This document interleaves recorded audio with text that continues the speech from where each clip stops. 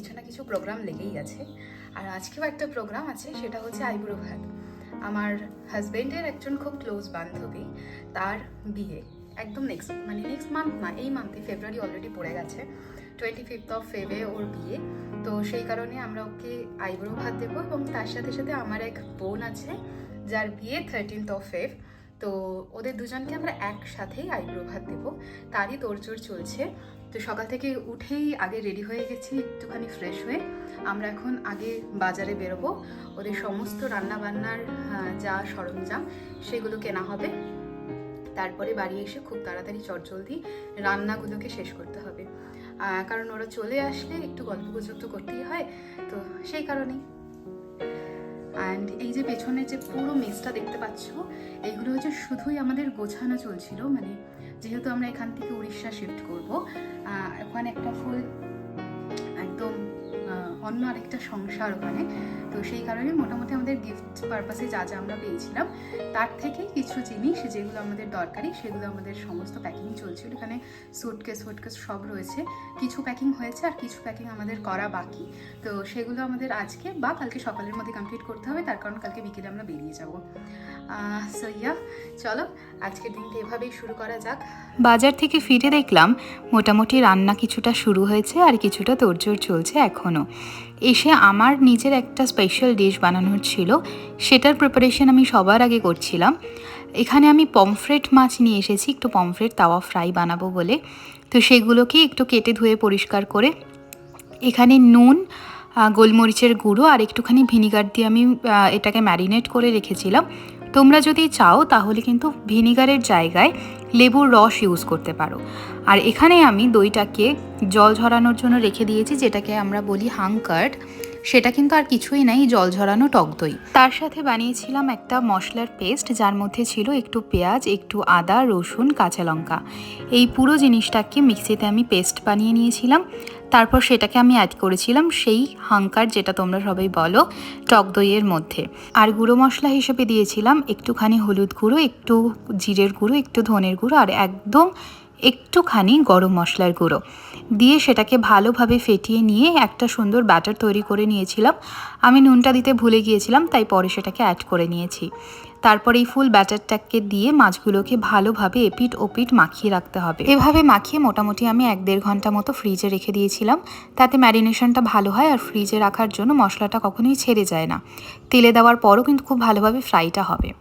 আর এখানে মোটামুটি একদিকে চলছে রান্নাবান্নার তোড়জোড়, আর দিকে চলছে জম্পেশ গল্প। আর এখানে আমি চলে এসেছি রান্নাঘরে, সব কিছু এবার গুছানোর পালা, আর আমার একটু তাওয়া ফ্রাইটা বানানোর পালা। সব রান্নাই আমার শাশুড়ি মা করেছেন, আর আমরা সবাই একটু হাতে হাতে হেল্প করে দিয়েছি, একটু নাড়াচাড়া যেগুলো করতে হয় আর কি। এই তাওয়া ফ্রাইটা কিন্তু আমি এখানে তাওয়াতে করেছি বলে তোমাদেরও তাতে করতে হবে এমন কোনো ব্যাপার নেই। এটা কিন্তু তোমরা এয়ার ফ্রায়ার বলো বা মাইক্রোওয়েভ বলো, যে কোনো কিছুতেও করতে পারো। আর এখানে আমি একটা ওদেরকে স্পেশাল ডিশ রাখবো ভেবেছিলাম ওদের জন্য, তো সেই কারণেই তাওয়া ফ্রাইটা বানানো। আর সব থেকে বেশি ভালো লাগার যে টাইমটা, সেটা হচ্ছে এই সাজানোর পর্বটা। আমি এতদিন ধরে নিজে আইবুড়ো ভাত খেয়ে এসেছি, এত আইবুড়ো ভাত খেয়েছি মানে সে আর বলার বিষয় নয়। কিন্তু অর্ধেকটা তোমরা দেখেছো, আর বাদবাকি অর্ধেকটা তো আমি এখনও দিতেই পারিনি। মানে সেগুলো আদতেও দিতে পারবো কি না ভগবানই জানে। বিয়ে হয়ে এতদিন হয়ে গেল, তারপরেও আইবুড়ো ভাতের সমস্ত ছবি ভিডিও আমি এখনও দিয়ে উঠতে পারিনি। আর এই যে সাজানোটা চলছে, আমি একদম ওকে স্পেসিফিক্যালি বলেছিলাম এইভাবে সাজাবে, যাতে কোনো রকম কোনো জায়গা ফাঁকা না থাকে, দেখতে যাতে কোনোভাবেই খারাপ না লাগে, যাতে দেখতে ভালো লাগে। আসলে এই আইবুড়ো ভাতের এই সাজিয়ে গুজিয়ে খেতে দেওয়া, এই যে পুরো সাজানো পরিবেশনের ব্যাপারটা, এটাই ভীষণ সুন্দর। আর আজকের মেনুতে ছিল ভাত, ডাল, 5 রকম ভাজা, মাছের মাথা দিয়ে বাঁধাকপির তরকারি, তার সাথে ছিল এত বড় একটা মাছের মাথা, অ্যান্ড ফ্রাইড রাইস, তার সাথে ছিল মাটন আর পমফ্রেট তাওয়া ফ্রাই, ছিল পায়েস, চাটনি, পাঁপড়, 5 রকমের মিষ্টি, আর ছিল একটা প্লেট করেছিলাম আমি, সেটা হচ্ছে চিপস, চকলেট, বিস্কিট, এসব দিয়ে একটা ওদের প্লেটের ছিল। তার সাথে করেছে সকলে ভীষণ মজা, আর সেটা একটু নমুনা তোমরাও দেখে নাও। তিনবার করতে হবে। ওদের সঙ্গে আমাদের একটা গ্রুপে ছিল তো। হ্যাঁ এদি বল কি ও বলবো। হ্যাঁ অনেক অনেক থ্যাংক ইউ কাকিমা, মিমি দি সবাইকে যারা যারা আয়োজন করেছে, খুব সুন্দর হয়েছে। আসলেও এই কথাটা মোটামুটি দুবার মতো বলে ফেলেছিল, কিন্তু তখনও কেউ ক্যাপচার করেনি ওর কথাটাকে। সেই কারণে ওকে আবার বলানো হয়েছে শুধুমাত্র ফোনে ক্যাপচার করবে বলে। এই তো ছিল আজকের ভীষণ মজা, আর ছিল আমাদের তরফ থেকে ওদের জন্য সামান্য একটু উপহার। ওদের খাওয়া দাওয়া শুরু হওয়ার পরে শুরু হলো আমাদের খাওয়া দাওয়া। যদিও ওদের সাথেই শুরু হয়েছে, তার কারণ অনেকটা বেলা হয়ে গিয়েছিল বলে সকলে একসাথে বসে পড়েছে।